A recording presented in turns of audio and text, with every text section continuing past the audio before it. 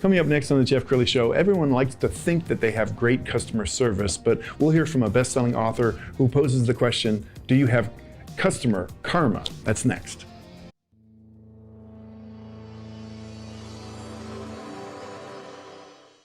Many are predicting that the worst is yet to come, which is unfortunate, said one person here. Until now, they've enjoyed the reputation of being the nation's icebox. Watched a burglar in his home this morning by webcam. As a journalist of over 25 years, From the Dallas Newsroom tonight, Jeff Crilley, Fox 4 News. but in 2008, I took the jump from my familiar life and started a PR firm from my home. We're talking about anyone with a camcorder like the one I'm using becomes a television network. We started slowly growing the company, and we now have over 100 clients, and we've branched into the world of live digital broadcasting. I now own 8 different TV studios and have a huge team, and the stories that I now get to share are sometimes the most important of my life. Life has a funny way of coming around full circle. This is the Jeff Crilley Show. Well, there's an old expression that says all of us are wearing the same t-shirt. Some people just can't see it. The t-shirt says, make me feel special. And I think that describes like an Apple store.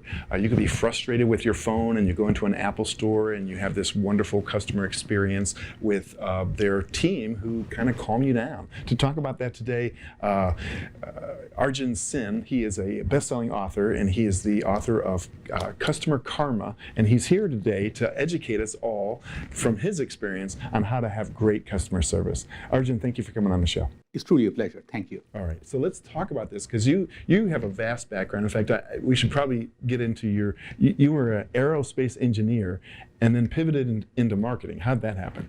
To me, I just give credit to one professor at Brigham Young University, Heikki Rene. After a paper, he just told me right away that this is the best paper, and he was impressed that I did it in 1 page, whereas everybody else was taking close to 20 pages. I had to explain to him I was a poor student, that's all I could afford.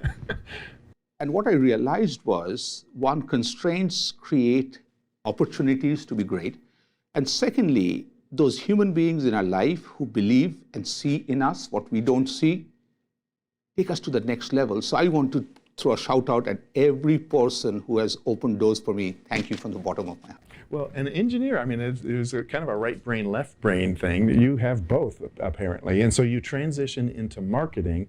And tell us your career path then. So I've been in the food industry. It just happened, started at Pizza Hut, then was at Boston Market, was one of the founding members at Einstein Brothers Bagels. I can tell you amazing stories about that. And then Papa John's, ran marketing and operations. And during my journey, worked for Blaine Hurst, the coolest boss ever, the president of the company, and we took the restaurant chain from 400 to 3,000. That's amazing. Yep. And we were talking before the show about some of your favorite stories, and you told me a story about how you really sat down with some managers and learned so much from the people on the front line.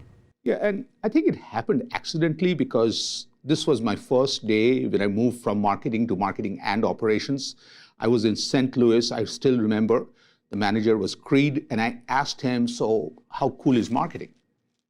And he looked at me and he took me to his 3 feet by 3 feet office and said, Arjun, I know you're brilliant, but next time when you give us a new idea, can you just tell me which of these ideas I do not do? And that was a humbling experience. Like, I have never been outside my office to go through that. And the big thing I learned that day was you have to walk the path of each team member and, of course, customers, because if you don't walk it, you won't feel the pain. Well, one of the things that you helped Papa John's with was the time it took to place an order. Mm-hmm. What was it before? So I have to go take you back to 1995. Okay, it took 45 minutes on a weekend to place an order. We used to use that telephone. Okay, and we were number 3, which means Pizza Hut and Domino's, they move fast. One put a 10% faster through an 1-800 number, still 41 minutes. Domino's put, I think, a country star. I walked into a board meeting with a transparency which had a tiny person, which is the customer. And we had the order taker to be huge. And everybody was expecting me to make a presentation. I acted like the dumb guy. All I said over and over again was, no business can survive long term where the customer feels this tiny. And finally, one of our board members, Rich, walked up there and he just drew that by saying, we want the customer to feel big. And that opened the door for us. We realized we were not in the business to make a 1%, 10%, 15% idea. We want a 100% idea. And our amazing leader, Blaine Hurst, thought of online ordering, and we were the first to start online ordering. And think of a company where our founder did not have a computer or an email. So Blaine was super awesome to get that idea through and how we brought that to. And today, Papa John's Online is $1 billion a year. No kidding, that's amazing. And what I learned is every idea is a seed that can go to $1 billion. Well, Arjun is also a coach and a prolific speaker. He goes all over the planet speaking. Let's show a little bit of his sizzle reel. My buddy Andy decides to go on a dating site. He puts his picture, and next to the picture, he puts this coupon. Go out with me in the next 1 week, and I'm buying drinks. Fine print, under $9. If I was his best friend, I would intervene by saying, dude, why are you getting so desperate? But let's say he survives. Somebody decides to go out with him. Now, Andy goes to level 2. He gets out this, romantic loyalty card and says, look, I give you punches, and they're heart-shaped punches. After 5 punches, I get you carnations. After 5 more, I get you roses. And after 15 punches, you get a box of Godiva chocolates. How sad is it? At this point, I really want to give my buddy Andy a hug by saying, dude, I feel bad for you. If this is so pathetic in relationships, why do we keep doing this every day in businesses to get customers in through the door?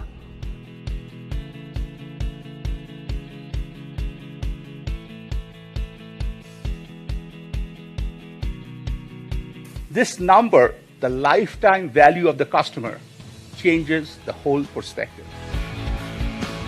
You all want to be effective, but they want to be efficient. The customer says, I don't care about you, I don't care about you. I decide what I want. And as we go forward, that becomes a critical element for us.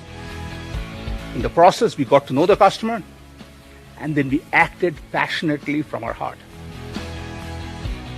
The concept of karma is very simple. If you do good things for your customer, the customer will do good things back for you long term.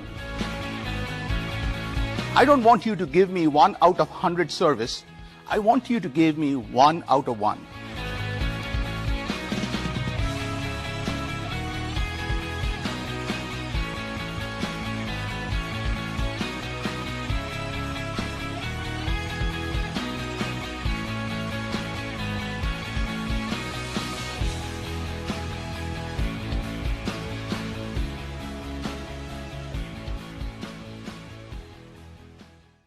Well, I love how you compare it to dating. And in fact, you were telling me before we went on the air that the subtitle, why stop at a one-night stand when you can have a lifetime relationship with your customer? You had to fight with your daughter for that one.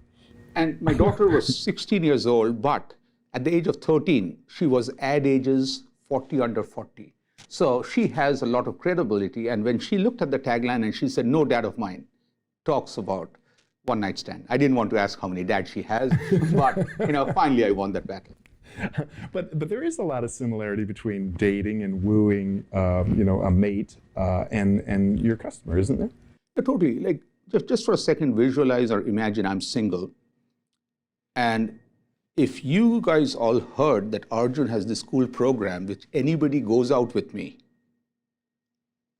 I just offered them that this 50% off, like I just buy a free dessert or a free drink up to $5. You guys think I'm crazy. Then you think that Arjun has this new punch card. If somebody goes out with me, after 5 dates, I send her carnations, after 10 roses, and after 20, Arjun really gets excited and gives a box of Godiva chocolates. Now that would take my friends to do an intervention. Like Arjun doesn't see value in him. So when we think this is so crazy in the human side, why the heck do we do this on the business side of buying? And this is what my grandma always taught me was, it's all about the heart first. If you can get people to feel good, people become somewhat price insensitive. Like people want to work with you. People want to come to your amazing studios because that becomes the whole key. Another thing that you're passionate about is mystery shopping. In fact, you told me before the show that you mystery shopped your own home. It's, I just have to take a step back. Was one of my days at Papa John's, I was this close to the big promotion, to the point I even planned how to spend all the money. Blaine Hurst didn't promote me for one reason. He said, Arjun, I don't see you in my stores often as a customer. You're becoming, he used the phrase, customer arrogant. I hated him. But later on, I realized the money he held, but the lesson was worth way more. Recently, my wife and myself, we were sleeping in our guest bedroom and we realized this bed was uncomfortable. Like from the edges you fall off, the blinds were not fixed. And then I went back and thought for the last 10 years, how many guests have slept here out of politeness? They never told us anything because we never asked them. So we fixed the bed. And I started making phone calls to all past customers, clients, which is like guests or friends. And I told them, hey, we have fixed the bed, can you come back? 4 guests are coming back to experience the new bed. Again, we are all good people. We want to take care of the customer. But till you walk the path of the customer, you don't feel the pain points. And what I've found is, once you feel the pain point, action is inevitable. You have to fix it because you cannot otherwise sleep at night. Well, you're very passionate about the restaurant industry, and I would submit that your advice is more relevant today than it was when you wrote the book because of staff shortages. So all restaurants are trying to do as much as they can to create a great customer experience, but often they're thinly staffed, and it's hard to have that excellence, over and over and over again when you have like 1/3 of the wait staff that you need. Yeah, and that's the part where I feel earlier, we all grew up in a world where we often work for brands which we didn't patronize. But now the world is blending with the millennials. A millennial will not work for a brand which they cannot feel and be passionate about. So I really think it's very important that HR, human resources, it's not about resources, it's about human beings wanting to come to work, and marketing needs to blend. And there's a pet phrase I have, my next book will be on that, called feeling business. Every team member, when they wake up and put the uniform on, they need to feel good about the uniform. When they walk in, they need to feel good about coming there, even if it's, and once you feel good about walking in, that is the first step to fix the retention problem, because you don't quit a job which you love to do. Tell us what it's like to engage you. When you're working with a customer for the first time, what is that like? So the first thing for us is we feel that we really need to get engaged to the brand, what the brand voice is, what the brand's core is, because to me, communication has to be purposeful. And if we cannot figure out what the purpose is, and for that, first, we want to not only look at numbers and everything you have, we do what we call is deep dives. No BS, one-on-one, I want to talk to senior management, I want to talk to team members, and I want to talk to customers. It's all about walking the pain points. And then we take them through 3 steps. Step 1 is see beyond. See beyond is the best of brands, the coolest of brands see what others don't. Today, I am in Jeff Crilley's amazing, I can't even describe, studios. Jeff doesn't have billions of dollars, but he has eyesight and a vision where he saw what others didn't, and that's what made him cool. Second is, once you see the idea, you have to make it bigger, because many times we just run with an idea. Okay? Again, going back to your example, Jeff, is you took each one of the studios and put every micro detail to make them the coolest ever, not from your point of view, but from a functional point of view. And that brings to the third part is, once you build all these, see beyond, make ideas bigger, you have to impact it one person at a time. Like, I have to be honest with you that every studio I sat, I right away could feel what Arjun can do as a business person, a speaker, or a coach. Who can I bring? Like, I saw everything because you have done that. And so you wowed me one person at a time. And that's like, salutes to you, hats off to you, man. Well, don't stop. Okay, let's talk about brands in crisis because, keeping with the restaurant industry, a few years ago, Chipotle went through a phase where they had some issues with E. coli, I believe it was, and the brand was in crisis, but it's doing very well today. What did they have to do right to regain customer trust? Yeah, so to me, I just thank my parents for teaching me this because growing up, I used to get into trouble a lot. And these are things I learned. When you get into trouble, you get one shot to tell the truth. Don't make it worse. So same thing I tell brands is once you are in a crisis, the very fact you can say things doesn't mean you have to say things. Secondly, you haven't watch this movie, Be Cool with John Travolta. John Travolta, when I watch the movie, talks to only me when he says this most amazing PR message. I will tell you what you need to know, maybe less. Love that. I will tell you what you need to know, maybe less. So in Chipotle's case, right away, instead of them being defensive and trying to say it's localized and the story became bigger, of course, we wanted to know what else are you not telling us. If they immediately had gone in by saying, this could have happened to any restaurant, and we are putting in this restaurant foundation to help all restaurants not have, now that would have been a bigger step, and they wouldn't have missed 3 to 4 years to come back with new management and everything else. So it's all about not make the crisis worse, just stay calm. We're going to put up on the screen some of the brands that you've worked with because they're household names. As you look at that, oh my goodness, are even you impressed with that? That's pretty amazing. It's amazing for a tiny team. Like we have been very fortunate to work with some of the big brands. How does a brand know when they need someone like you? So to me, I really feel it all comes down to internal leadership. Because when a leader feels that they need to take the brand to the next level, sometimes you need that outside-in partner. Those two are very important. It has to be a partner, not a vendor, and outside in. The partner has to not come in and just give a report and leave. The partner needs to have a skin in the game. Like we found this coolest thing is on a project, let's say if you hired me for $100, the last invoice is $25, which I don't send you till you answer a question, yes. Jeff, did I add value to you? No justification. Because to me, I really feel that forces us to understand where you want to go. And sometimes brands need to be open. Because if, my wife again taught me that if you tell me what to do, when to do, how to do, you don't need me.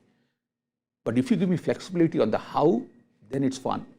The brand list that you showed, in some cases, like 4 cases, we have come up with new taglines. In quite a few places, we have come with new brand stories, which are purposeful in 3 to 4 lines. We have taken a school's enrollment from 71% to 96%. So I just think that it's all about the visionary CEO or the leader has to see an opportunity. And then we just jump from outside, roll up our sleeves, are excited, and feel blessed to be in the opportunity to help. Arjun, I can talk to you all day long. We're going to end with a couple of websites. It's arjunsen.com is his consulting website, and then ZenMango.com is his other website. Thank you so much for coming on the show, Arjun. This has really been a blessing. It's truly a pleasure. Thank you. You bet. And that's it for now. We'll see you next time.